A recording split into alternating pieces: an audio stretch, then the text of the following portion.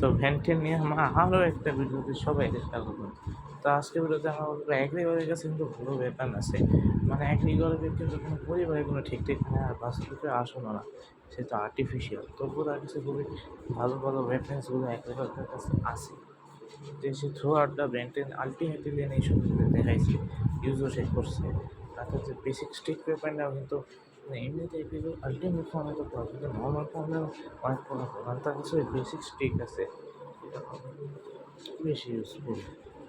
তো সবচেয়ে বেশি তাড়াতাড়ি মহাবিশ্বের সাইনিং অফ হইতেছে, এত বেশি তাড়াতাড়ি সাইনিং অফ হবে না, আমি ভাবিও নাই এত বেশি তাড়াতাড়ি সাইনিং অফ আমি করতে যাইতেছি।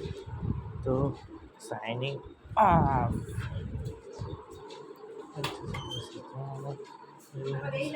অফ হতে যাইতেছে। তো বাই বাই।